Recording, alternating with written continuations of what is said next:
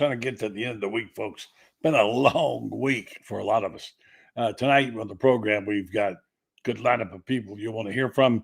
Steve Russell, who's back, thankfully, in his proper place in Gainesville, doing his shows there. He'll join us tonight, talk about a little bit of baseball because he's really good at that. And we'll talk about the leadoff home runs. That's right, home runs. Amazing what the Blue Jays have done. First two hitters yard. Talk about that. Off of Blake Snell, by the way, too. A pretty good pitcher. And then Franz Beard had a terrific column. It's another version of this column he's written many times before, but it's the best one ever. And it's the thorough, complete history lesson for all Gator fans, especially you young ones. And it's why he hates Georgia. Now, I'm not telling you have to hate Georgia. Do whatever you want to about that. But he hates them with reason. And once you read his reasons, you'll understand probably why he does. He'll join the program a little later on. And then my good friend Carlton Reese, we've been working on a basketball book, Franz Beard's basketball book. Wrote some terrific, terrific items, terrific columns for GatorBait Media. He'll be on the program. So if I can withstand the hiccups, we'll go and do this show tonight. Always fun to bring these guys aboard. And these are my favorite kind of shows. I get to talk about ball and things with my friends. And so let's see if we can get started here tonight by doing this and this. I need to have an in-house publisher, don't I? Stand by. Coming up next, the Buddy Martin Show right here on this channel. Tell your friends and neighbors we're ready to go right now. So let's do this. Let's talk about, what else? Lane Kiffin, among other things, and baseball. Yes, it's time again for Buddy Martin. Call him up and tell him what you're thinking. But be kind because he's doing the best he can. Better, stronger, faster. Mama says that alligators are ornery because they got all them teeth but no toothbrush. Hey, what if the voice calls while you're gone? Take a message. Bye. You ready, champ? I'm ready for this my whole life. I'm incapable of small talk. But that's why you love me, right? Kind of intimidating to be in the presence of so many great athletes.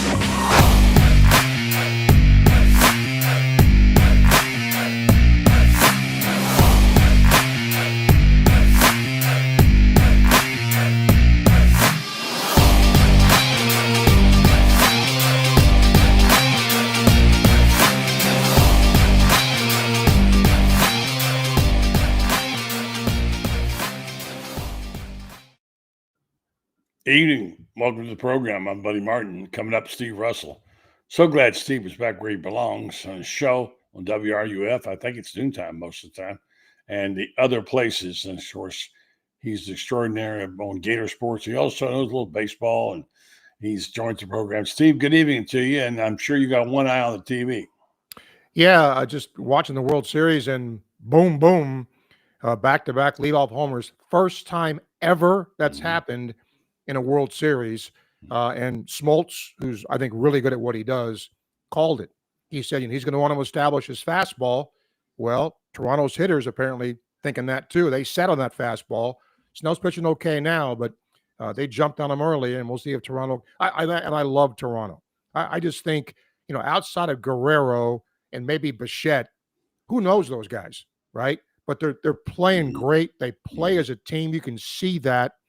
Now, they're not a poor team. People think Toronto, they spend money there. They're not a sisters of the poor, but they're not like the Dodgers. Let's face it. Nobody is. No. So a lot of people are rooting for Toronto because of that to beat the big money Dodgers. But I love the way their team's put together. I love their spunk. A lot of people would say the Dodgers ought to spot everybody 2 runs just for the talent they got. Oh, my gosh.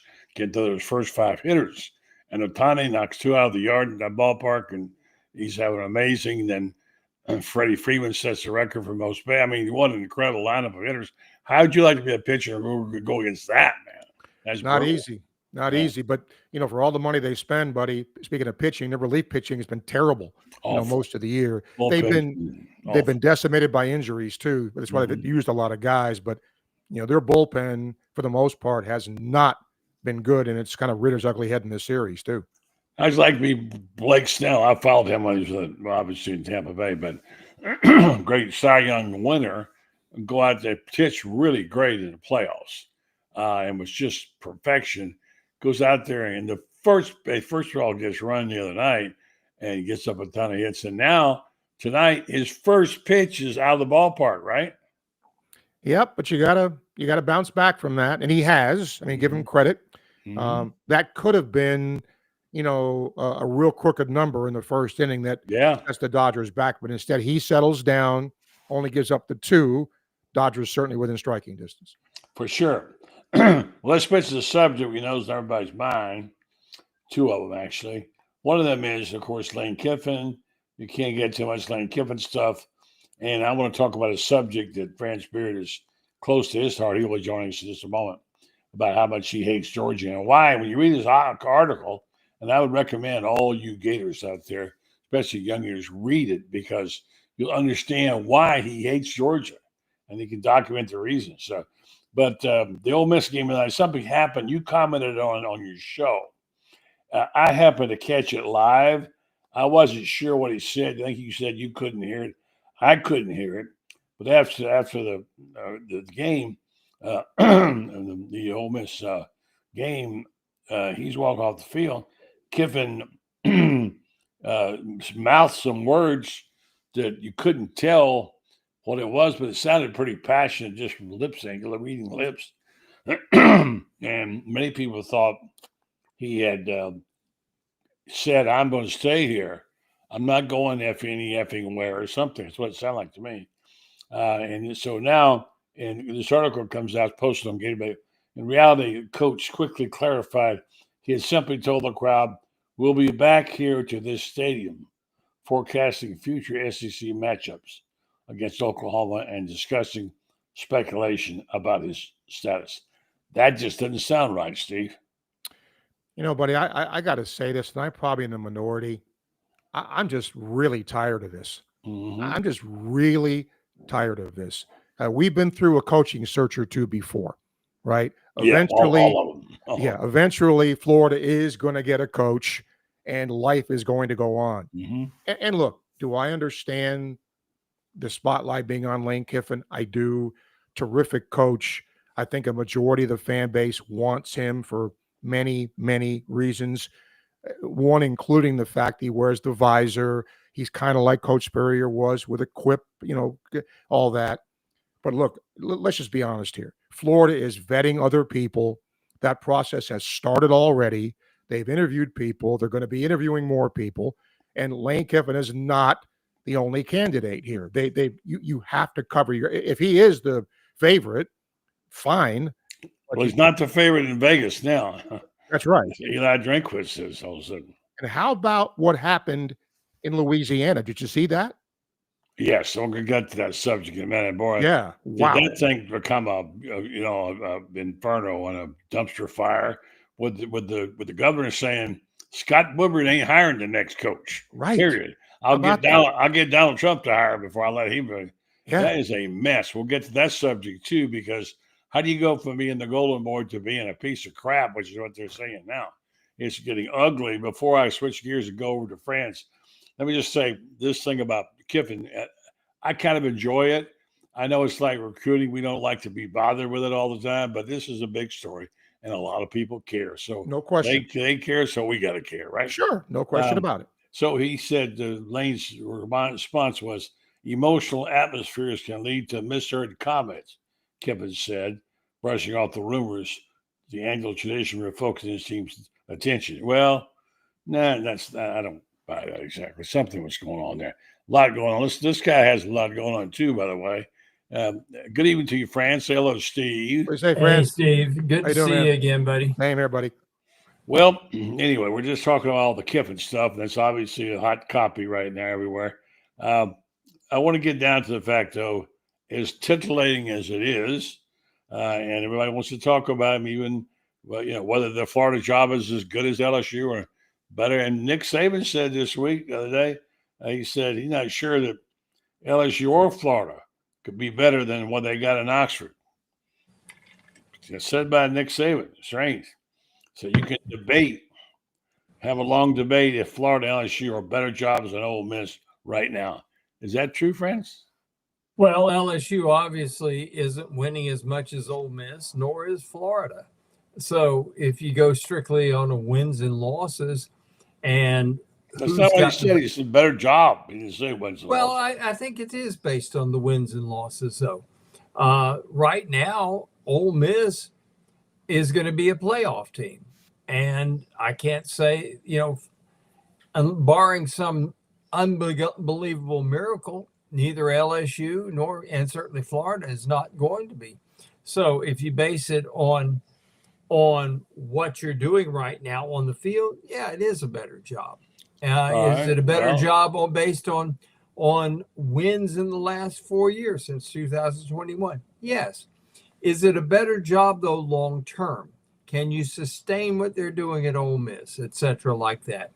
LSU, for all the talk about what they're doing, right now the word is that Governor Landry has basically told Scott Woodward, you will not choose this next coach. We just said that a minute ago. We broke down the story. You're right. Yeah, I mean, so if you look at all the things, all the intangibles there, yeah, right now you could say that. But long term, is it? No. Right at this moment, yes. I would have to say at this particular moment, it is a better job, simply because this will be their fourth season with 10 or more wins. You can't say that about LSU, nor can you say it about Florida. I'm not sure how you quantify that, Steve.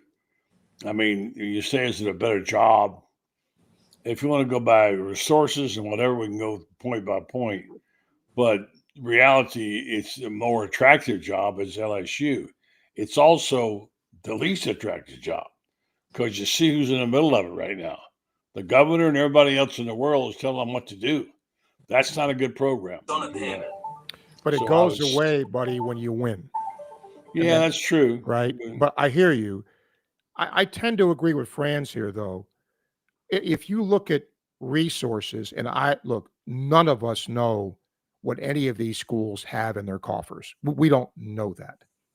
But there's enough money now where Missouri is competing, where Ole Miss is competing. It isn't like they're sisters of the poor. They're competing. They've got money. They go out and they get kids. They get NIL money.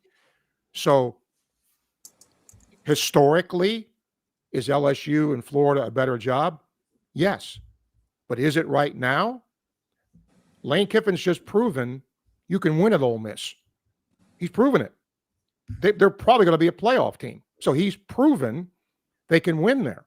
And if you're happy someplace, now he's got to decide money, obviously, but then long term, to Franz's point, right? Long term, can I keep winning at Ole Miss? Can I keep doing what I'm doing? Or am I going to win better if I go to a school that supposedly has deeper pockets and a richer tradition? You can slice this 1,000 ways. To me, that's the choice he's got to make.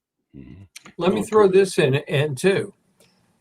We're already hearing these words, this talk. I can say it honestly. We're already hearing this talk that says we've got to readjust the portal again. Now, Lane is surviving on the portal. He's the one guy out there that has truly figured it out, and it works for him because he doesn't have the recruiting base there at Ole Miss. Florida, there are more 5-star prospects within a 120-mile radius of Gainesville than there are in the entire state of Mississippi for 2 years. Mm-hmm.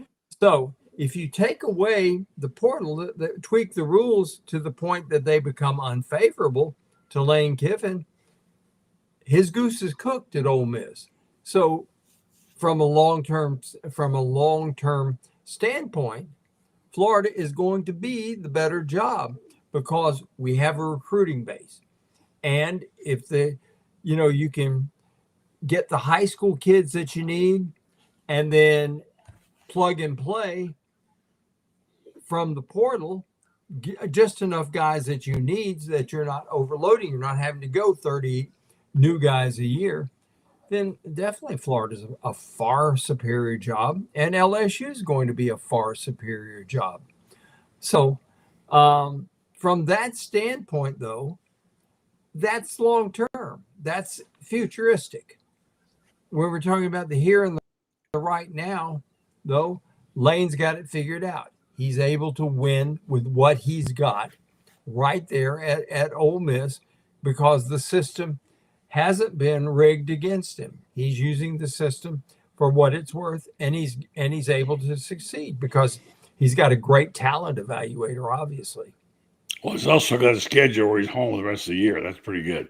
I don't know how to gauge it. We talked about this, whether he wants to go or doesn't want to go. It's all in the flavor of the lifestyle he wants to lead. I can see why he'd choose one or the other, but and I don't have any idea what he's going to do. It looked to me like what I saw and heard, and that's just my own personal opinion. I have no facts to back it up, that he sounded like a man who was pretty happy where he was. Well, you know how hard it is to be happy in life. I give it up. So we'll find out. Let's switch gears real fast because we could talk forever, and we won't know about Lane for quite some time. Because as long as he's in the playoffs, Correct. he's not going to say anything either way, and then Florida's not going to say anything. And let's talk about a guy who does have the job right now, Billy Gonzalez. I'm liking this guy more and more. I sure hope he doesn't lead the program. I hope they find a place for him. Today, he talked about, so I asked me if what was like for him, and he said if he'd been stopped by anybody in public, he says, nobody knows who I am. That hasn't changed.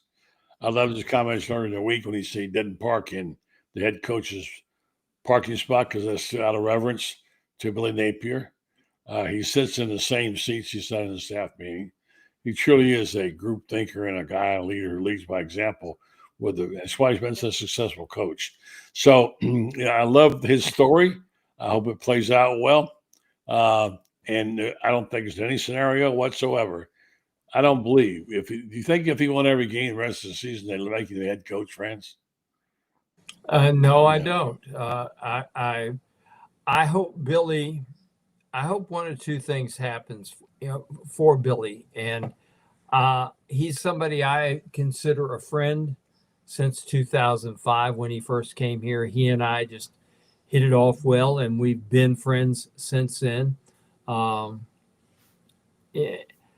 hope one thing that the people at Colorado State, which is his alma mater, say we need a head coach. I hope he does well enough that they say this is our guy, or whoever is the next head coach says, I got to have the best wide receivers coach in America because I got a ton of returning talent, and that's fast as they can be, and they can run routes because they've been well coached. And I hope that the next guy also says, hey, you're my guy. One of those two things I hope happens for him. When practices were open, remember those days? No, I know too far long ago. I can't remember it. I went over and I would try to watch every coach do their thing. And I went over and I watched Billy Gonzalez coach the receivers when Urban was here. And I was just impressed by what he did. Technique-wise, the way he related to players, they related to him, attention to detail, and those wide receivers obviously were very good here. The guy can coach that position. I'm with you, Franz. Good guy. Hope he gets his shot. I don't think there's any way he'd be considered here unless players got behind him, that they went out and they win in dominating fashion, something like that. But outside of that, I don't see that happening. But I do hope either A, he gets a head position, or B, the new coach will keep him where he is because he's a heck of a wide receivers coach. So, Steve, one of the things I love is last year when we're having our 15 minutes of being able to watch, I'm watching him coach the wide receivers, and he gets on this kid. He says 9.5 steps, not 10. He says, if you run 10 steps, you're going to run into the butt of this guy. You run 9 steps, you're going to be too shallow and you're not going to get a first down. a half step may not, we watch this from the press box, and what do we know about a half step? Mm-hmm. But he knows because he coaches this thing down to the detail, as you just pointed out. Yeah. You do it precisely, and good things happen. Attention to detail is really it. And Spurrier was that way too. By the way, I was fascinated by the fact that Billy talked, but he never actually got to coach at Colorado State because he was going to be Urban's slot receiver coach. And as a volunteer, before he get the job, he would get a job, I think, Murray State, whatever it was, and kind of paying job. But anyway, he talked about his job at Division III was to go to the paint store and get the paint and come back and paint the fields, paint it for practice and then paint it for game day. And he said he's a marvel at people watching people paint the field. And if you know about painting fields, he said right outside his window in Ben Hill Griffin, he can see them painting the field. And he said, guess what? It's done by a robot. Now it is. By a robot. Isn't that amazing? Yes. All right. So we've agreed on that. Now, the question is, who is going to be the coach? Tomorrow, you're going to go out and lay $1 million down somewhere on something. Steve, where's your $1 million going to be?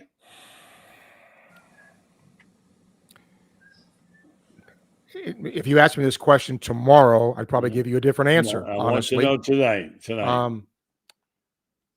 I don't know why, but I can't get Drinkwich's name out of my head. Okay. I'm going to go with him. Yeah, he's favored in Vegas, minus 105 odds on Bet Ocalan, by the way. And then Kiffin no longer is the favorite out there. He's plus 300 odds. So anyway, yeah. I would not disagree with you. There's other players. It's not going to be John Gruden. But anyway, the bottom line is I think we're going to see something here that I'm still going to go with Kiffin, okay? It's going to take a little bit, but I think it's a chance. It's really made a change behind it. He's the only coach. He's the only person. So we'll see. But got to do something pretty quick, don't they? Well, here's the thing: is I think Eli Drinkwitz is a ground rule double. Ground rule double, okay. I think Lane Kiffin is out of the park. Bases loaded, bottom of the ninth, last strike, 2 outs. You're down 3. He hits it out of the yard. Agreed. I think he is the grand slam. I don't mind a ground rule double. I'd be happy to have a ground rule double should my guy fail to let's face it, if we walk Kiffin and then Drinkwitz hits the ground rule double, 3 runs, you score the runs and you tie the game. So I like Eli. I think Eli is a brilliant guy. He's doing it Missouri with far less than what he would have to do at Florida.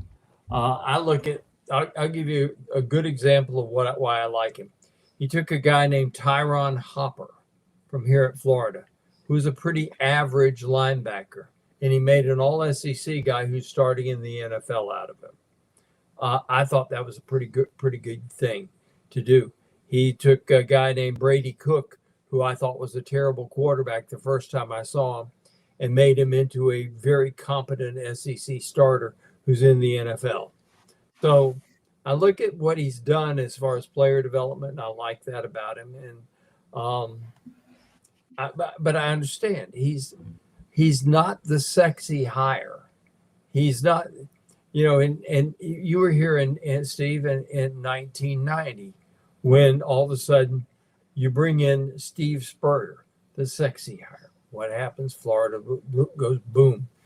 You bring in 2005, you bring in Urban Meyer, again, the sexy hire, the one that captured the fan base imagination.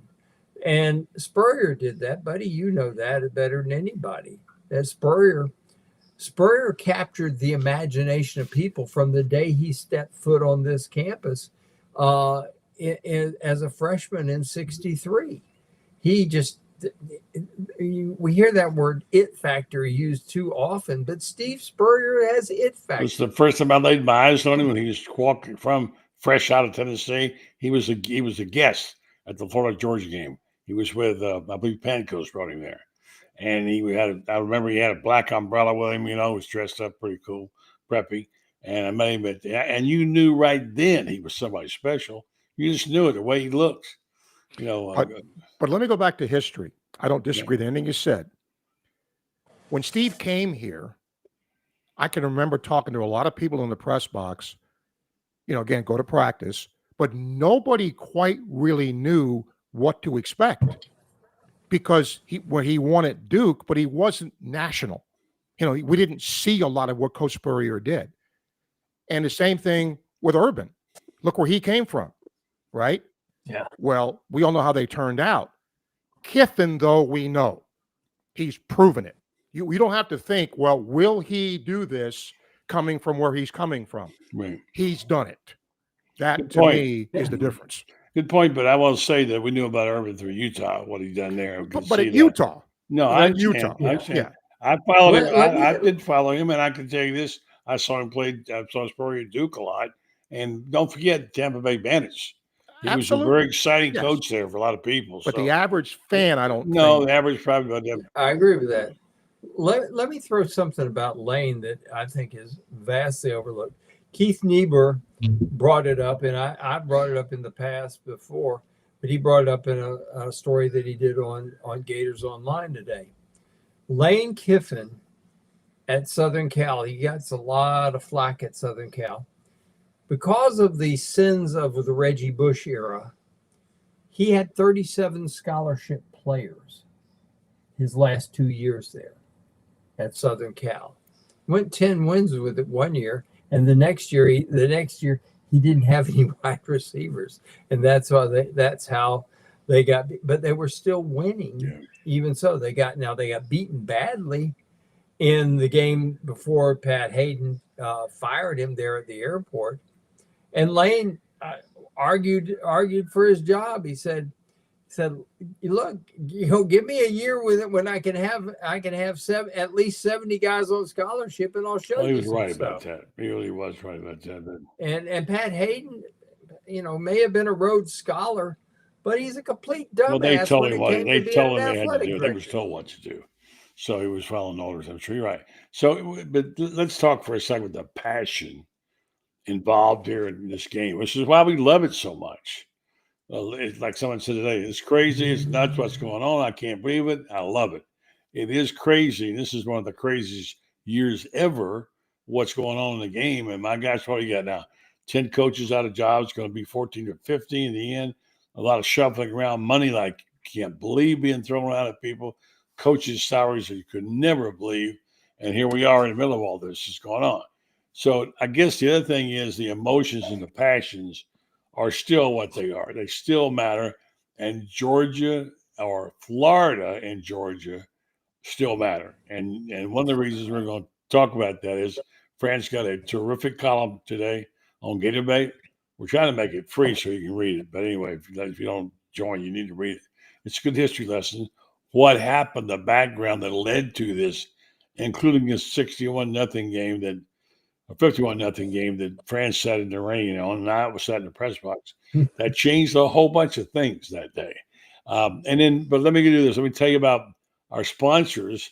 Come back, and Franz is going to tell us why he hates Georgia so much. Now, Steve, you don't get so emotional about things like that. You're kind of cool. You're more like the journalist. You don't get yourself. But I want to get your true thoughts about Georgia, how you feel about it, and why. First, I want to tell you folks about our fine folks we got at our sponsor, Meldon Law. You don't get them any better. I'm proud to say, as of today, as of a few days ago, that I won my lawsuit against an insurance company who was trying to screw me over. And Meldon Law didn't try it. Meldon Law referred to me to someone who, like he'll do, if he hadn't got the best person for you, he'll go find you a lawyer that is better. And I had this lawyer for 14 months. Done through a lot of work, and we finally won our lawsuit. That's what they want you. They want you to win your lawsuit and get your money that you deserve. By the way, just enough money to fix my dadgum roof. That's all it was. Didn't make any large sums of money. But anyway, Meldon Law will take care of your business. If you need a lawyer and you want something to be fixed, or you want some kind of explanation, or you want something be paid for, if you're a lawyer, you're injured, you wouldn't want to have a better person than Jeffrey Meldon and his team. They're located there in Gainesville, Ocalan, Wilson, Lake City, and now down in South Florida with 50 attorneys. Meldon Law, they will not back down. All right, guys. Georgia, Florida. I was thinking today of my history of this game. In fact, someone asked me today, what was the first game I ever covered? And I had to think about it. I think it might have been like 1961 or 2. I forget. But anyway, we all know that it seemed like Georgia had running backs that always ate up Florida all the time. And one of those things. We know the history of it. We know how proud Spurrier made everybody about winning 11 out of 12, et cetera, et cetera, et cetera. Now we get to play this week in the game where Florida's a 7.5-point underdog. I said this last night, and Franz wrote it today. They should be more. It should be like 8.5 or 9 underdogs. But there's this eerie feeling that they're going to do something, maybe not win, but they're going to do something in this game. But there's a score to be settled with the Georgia Bulldogs, and Franz Beard has the floor. He's going to tell you, and I want you to react to this, exactly what your caller said today. Why do you hate Georgia so much, Franz? Well, it starts with the way my dad felt about Georgia. My dad was a just turned 17-year-old freshman at the University of Florida, and Georgia had the pre-flight school. There had been Pearl Harbor the previous December, and Georgia had like 10 All-Americans. I mean, George Postner, Gene Ellenson was an All-American. ROTC school, team. Right? Yeah. A guy named Charlie Trippi, Flatfoot Frankie Sinkwich. I mean, Georgia was loaded. It was 75-0 the final score, and Wally Butts had his starters in the game in the fourth quarter. Florida, because all of Florida's good players had joined the military to serve, and they were left with a bunch of 140-pound, 150-pound guys that were 4F or not old enough yet to join the military. That was the first one. Second one was I was there in 1968. Joe Halberstein got me a ticket. I was working for the Gainesville Sun at the time. Joe Halberstein. Were you here, Steve, when Joe was here? At his very end, yes. Well, Joe Halberstein. I worked for him also, friends, my last year. Yes, indeed. We're old, buddy. Joe Halberstein said couldn't get me in the press box, so he gets me a seat in the stadium. And it was raining. Temperature was in the 40s. Puddles forming on the field. It was muddy. It was miserable. An awful day. Awful. I'm sitting up there thinking I'm going to get hypothermia. And what the heck happens with I think it was about 37 seconds left. Vince calls timeout because one of his players, I believe it was a center, said, "Coach, I haven't kicked a field goal since high school." Backup center. And he said, "Would you let me kick a field goal?" And Vince said, "Sure." Sent him in there. He kicks a field goal to make it 51-0. Gene Ellenson got a call from Spurrier that night, and Gene always got calls from Spurrier after ball games to find out what happened. And Gene told him. Now, granted, Steve still holds a grudge about what happened in '66, but believe me, Steve is like this about his, an affront to him is one thing. An affront to people he loves is something else, because he's the most intensely loyal person I've ever met when it comes to his friends and his family. And Vince Dooley had embarrassed his two closest friends, Coach Ray Graves, Coach Gene Ellenson. And Coach Ellison was dead when they scored 51 up at Georgia, and but he called Coach Graves and said, "It's for you, Coach." He kind of denied that story, but I can tell you that Coach Graves told me he did. Coach Graves told me that. So, but he didn't want that out, I don't think. But yeah, all right, you're right. Go ahead. And to be clear about this, Stephen, not going to just grind you down on this all night, but the key part about this is that Fred Pankos, who's the kind of guy who put the passing game in that made Spurrier flourish.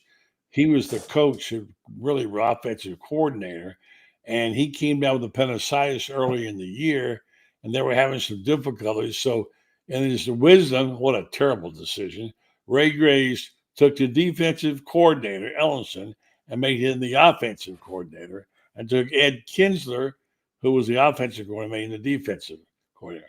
That's one reason it was a disaster. That was one of the more humiliating moments. And so, yeah, that's enough to be mad there. And in general, just be mad because they're Georgia. So, Steve, do you ever get mad at teams? Yes. Not Georgia, though, because I wasn't raised in the South. So I don't have, the memories that Franz does. But I was there for Fourth and Dumb, Lindsey Scott, all that. He actually only said it one time. Okay. Lindsey Scott. No, actually, he said, no, I'm sorry. He said, run Lindsey. Yeah. He didn't say run Lindsey, right? He said, run Lindsey. Said that twice. There for that. And then the whole urban thing, not going on the field, all of that. Yeah. But the team in college, I didn't care for at all, was Miami. I just thought, just because attitude, they weren't any good. They thought they were better than they were. If Florida could drum them, and I still feel that way in baseball to this day. So for me, as in college, that was because I just didn't like their attitude. They weren't any good, and they thought they were. And I didn't really have a grudge against an SEC team because, again, I wasn't here, So seeing some of those losses, though, and talking to Gator fans who, like yourselves, had been here, they were painful. You could feel the pain, but I didn't really, as a student, though, and covering the team when Dickey did what he did, which was so un-Doug Dickey-like, to go for it on fourth down in his own territory, and they still had a chance to win the SEC the next week and lost. So it was, again, what was the mantra here, fellas? Wait till next year.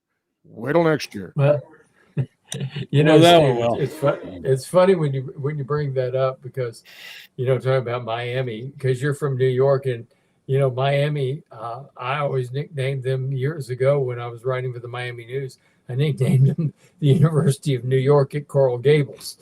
Yeah, I just and so it's easy. I can easily understand why the dislike. In addition to that, yeah, I mean because Miami's a New York school, it still is today. Yeah, it has that flavor. It does. Yes. Yeah. Yeah. It's one of these things, though.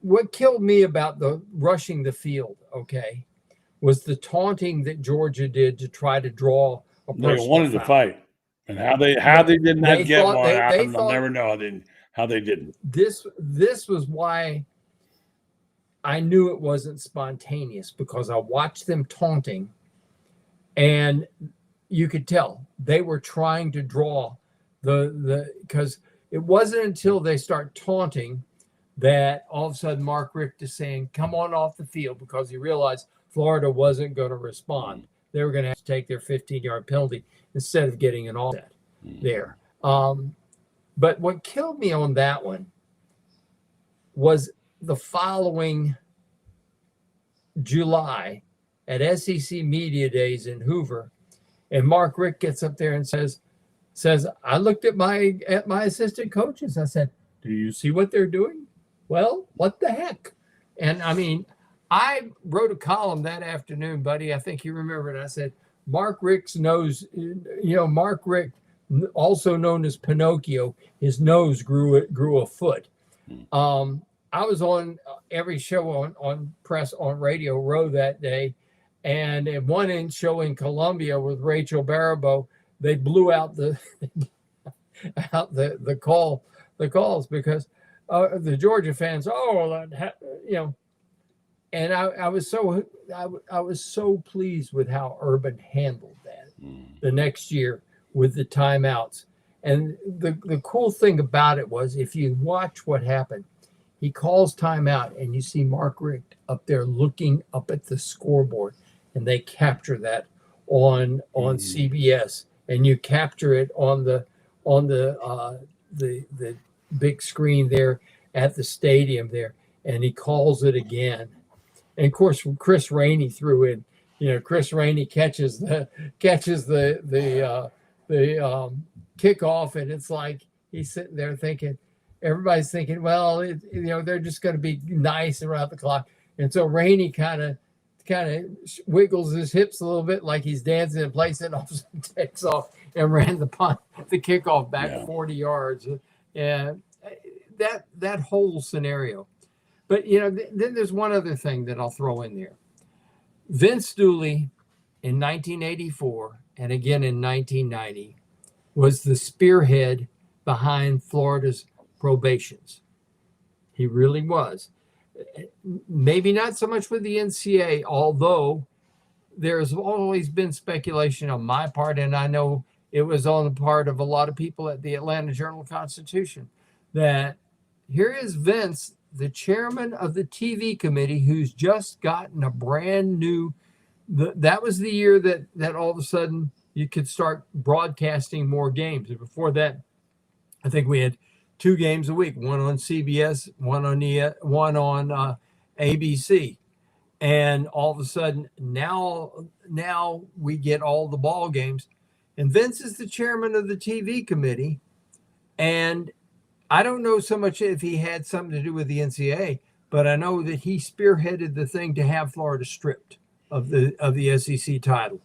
1990, he's the guy that spearheaded not making Florida so they were ineligible and couldn't go to a bowl. The NCAA said they couldn't go to a bowl game, but they still could have won the SEC title. Yeah. And Vince did that. Okay. Vince Dooley was the biggest hypocrite that ever lived in the SEC, because all you got to do is look at the record. Yeah, I don't know about that. I kind of like you myself, but that's my personal opinion. I see where you're coming from. I understand what you're saying. You look at all the times they went on probation themselves. And when he was the athletic director, he oversaw the Jan Kemp scandal. My God. Yeah, we're all entitled to our opinions, and you wrote a good column, and people can read it and judge for themselves. I want to say this real quick because we got Carlton coming on here, and I'm going to let Steve go because he's been on for a full hour here. He's supposed to be on for 15 minutes. Couple of things, questions, to answer a couple of questions. Can you address this one? Justin Cordero says, any intel on what happens to Sully?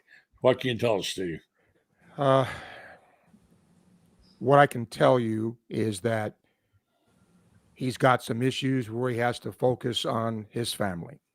That's just the best I can tell you. I don't want to go into details. It's personal. I've spoken to him. But he feels he has to really concentrate on his family, be a father. And I respect that. I'll be just very blunt. I did not go into detail with him. I didn't ask for details. I've always liked Sully. He's always treated me well in doing the baseball broadcast. And I think, and to respect his privacy is what I tried to do. I want to make sure he was all right. And then he'll do whatever he has to do. Chuck Girolman, I think, will do an excellent job, in fall ball here. And then we'll see, what happens after that. All right, Steve, thank you so much. Don't forget, tell them about your show. Sure. How they can get it. Yep. Sports Scene, 12 to 2 weekdays, and YouTube, Facebook, radio, all that. Tomorrow we're going to have Danny Cannell talking some college football, and we're going to have some other people on doing that too. So we'll see you then. And buddy, I appreciate you. Thank you. Great see you Saturday. Great job. Having you back on here, buddy. Thank you. All right. See you guys. Thank you. And as we go right into one to another, we got the great Carlton Reese on the show, and the two guys that you're going to be hearing a lot about them from in the future, Franz Beard and Carlton Reese, working on the masterpiece that is called The Golden Season, and that's a book that's done. It's finished, I'm told, and it's being printed as we speak. I can hear it. The press is running now, and Carlton's done a great job, and Franz did a great job of writing it. So I can't wait, and we're going to make a special offer tonight to all you folks out there who might want to have a book signing at your club, your Gator club, or your quarterback club, and participate if Carlton okays it. But you can come in; they'll give you a chance to make money on our book, and that's you don't get to do that often. So we're going to have a lot of signings coming up soon. And how's it going, Carlton? It's going good. I thought I hated Georgia, but I'm in a love affair with Georgia compared to Franz Beard, from what I heard. My goodness. Yeah. As far as the book goes, we want, there's Gator clubs everywhere, and we want to give them a chance not only to get this book into the hands of their members, but also see if they can make a few bucks while they're doing it. The book's going to sell for $30, but we're offering it. We're going to be offering it for $20 to clubs for a group signing. It only big group signings and for that sort of thing, so they can kind of resell it to their members or do it however they want, and get Franz's signature on there too, and that'll increase the value of those things. There you go. I've been typing so much for so many years. I've almost, I've had to go back to, they have this really cool website that you can practice your cursive on there. And gosh, my handwriting is deteriorating. No, it's like a doctor's. I got my hand wouldn't move after a while. I just signed 5, 10, 15 books. Next thing you know, your fingers won't work. But this is a good book, and I want you to tell Franz, encapsulate it real quick for those who don't know that much about it, and tell them there's also a email address, Carlton, which I want to give out again here for people who might want to inquire. We will ship books to you, but there's additional charge. The best way to get them is come to one of our signings. We've got one of the drop-off places, mainly Ocalan, Gainesville right now, which we'll be telling you about in weeks to come.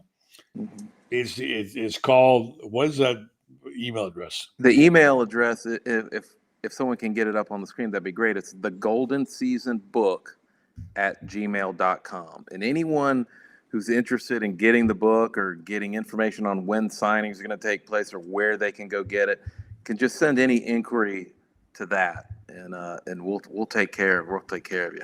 Golden Season what? The Golden Season Book @gmail.com. All right, you guys talk about the book. I'll put this up. Go ahead. Well, while you're talking about it, I'll be Saturday. I'll be in Jacksonville, and I'm going to be driving after the game to Orlando, staying at a hotel right there at the airport because I'm getting on the plane 7 o'clock the next morning, and I'm flying to Las Vegas for the season opener against Arizona, which is Monday at 7 o'clock. And from what the Gators did to Illinois in the scrimmage, I got to tell you, Todd's got this team really, really revved up. And already, even though it's just not even November, he has them playing at a very, very high level. And the improvement, especially in the physical strength of the guys down low.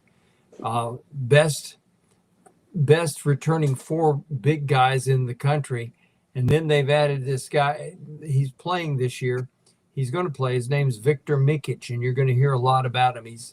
He was a redshirt freshman, 6'11", 265 pounds from Serbia, and he's going to play, and he's going to be a factor. And Tommy Hawk, Larry Chiat told me, might end up being the best player in the country. So I think what's amazing about that front court, Franz, is you mentioned the best 4 coming back. If you pulled one of those guys out, I think Florida still has the best front court in the country. It would be really hard to beat them. I know a lot of people are talking about Michigan's got Yaxel Lindenborg, who they poached from Andy Kennedy at UAB gave him a boatload of money. Good player, and I guarantee you, but we'll see how he does up at Michigan and in the Big Ten.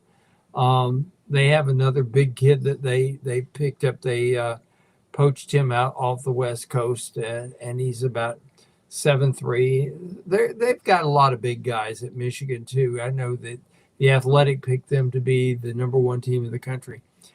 I think that Todd's going to play this fact that they're being picked number 3 by so many people, and the Athletic picked them number 5.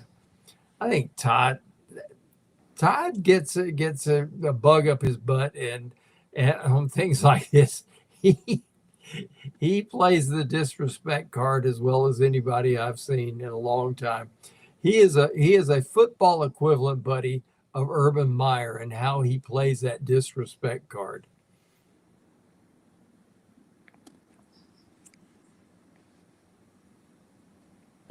I hear you, but Yeah, I I'm see not. your lips moving.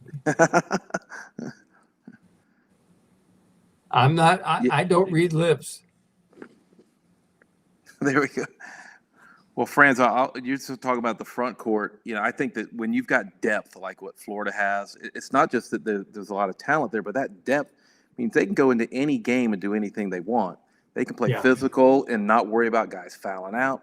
They can change whatever they want to do to fit the moment, and that's what makes them so dangerous, and it also makes that backcourt better. Oh, and they're literally 12 deep this year. Yeah, it's unbelievable. Urban Klajar, who, I made a comment last year. I said, this guy is the best pure shooter. And everybody says, Walt's a great shooter. Walt's a great clutch shooter. But when you talk about just a pure shot, this kid has got it. Against against Florida International in a scrimmage, 6 for 6 on threes. And as I understand it, closest one was like, 2 counties away. He's got the depth. And last year, what hurt him was he was new to playing in America, but he also didn't have the defense down. And as I understand it, he's figured out the defense now, and he's going to play a lot.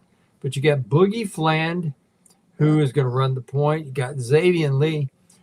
And I got asked, I've been asked a lot, Carlton, why they're going to play Boogie at the point and Xavier off the ball. That's because Xavier Lee is one of these really creative guys who you can spot up and shoot, and he can take the ball when he's supposed to be spotting up and shoot, take it in there, drive the ball, and do one of 3 things: either get fouled, put it in the hole, or dish it off to somebody who will dunk. And you end up with guys like this that, okay, if Boogie's all of a sudden showing that he's hitting the shots that day, they'll just flop these guys. And it's an amazing, they couldn't do that last year. They could not flop Walt and Elijah Martin. They had to have Denzel in there if Walt was not having the great shooting night and somebody else was.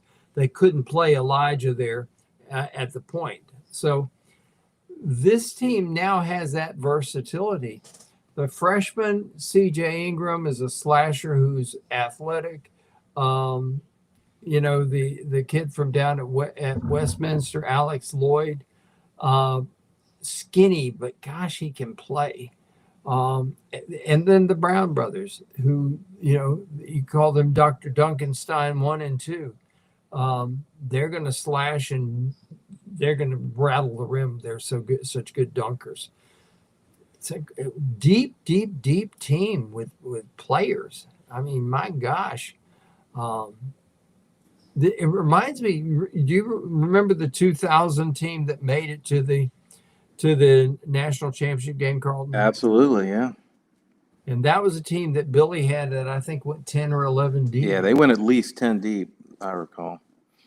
And this is the same thing. So it's going to be kind of fun. Yeah. But you know what? It's going to take fun to erase the memory of last year. Last year was. Yeah, I remember the year after Florida won its first national championship. The next year seemed to be kind of excruciating. The expectations were so high, and they got it. They ended up getting it done in the end. But I remember that it was kind of a slog that year going through the season and into the tournament. I'm kind of wondering how this team's going to react. How's that going to compare to the 2007 team? You know, how does this one compare following up a national championship? Because the expectations are high, despite all those guards being gone. Well, here's the thing that happened in 2007 that a lot of people don't know. I wrote about it a long time ago, but it's been a long time. They were, I think, about 3 games. They won their last 3 games or 4 games of the regular season, and then they went on. Then they went on their great run there. 3 games at the SEC tournament, and then 6 games in the NCAA.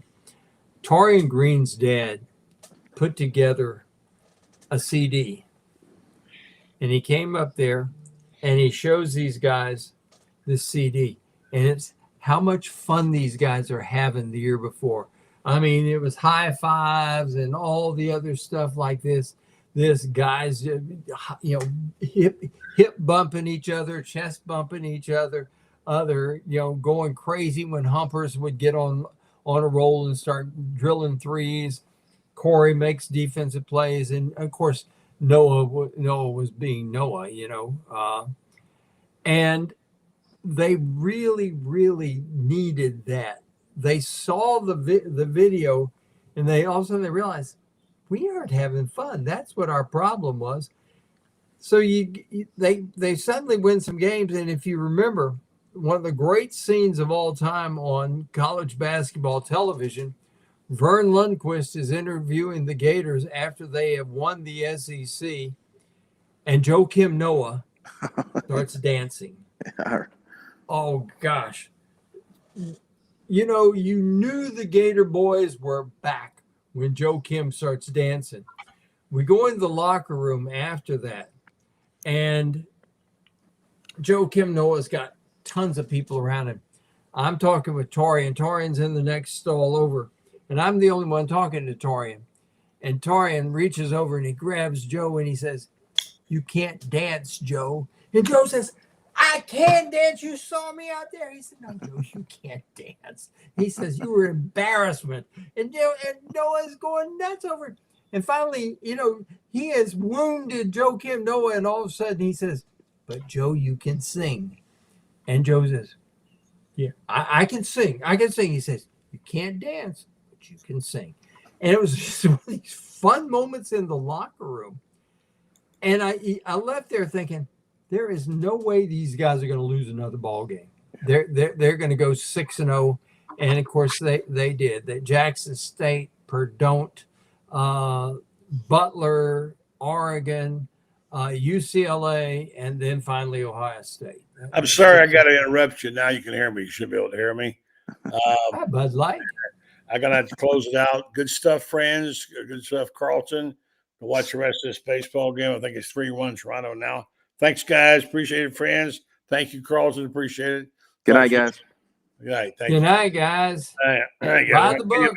Titan MRI and Imaging, one of our fine sponsors. They are, of course, known for their larger MRI machines. If you get claustrophobic like Franz and I do, you want to go there. Also, you have a large machine, no yards, no hospitals, coming soon to Ocalan to better serve Marion County, surrounding area. Titan MRI is your choice. They have 2 locations now 3 locations, and 2 in Gainesville with Park Avenue and now Millennium Center, and 1 in Lake City, serving all of Columbia County and Valdosta. Titan MRI and Imaging offers the same great customer service, and they now accept your insurance as well, or go through their convenient self-pay options. Titan MRI and Imaging. Thanks for our guest tonight. Thanks for listening, and thanks for watching the program tonight.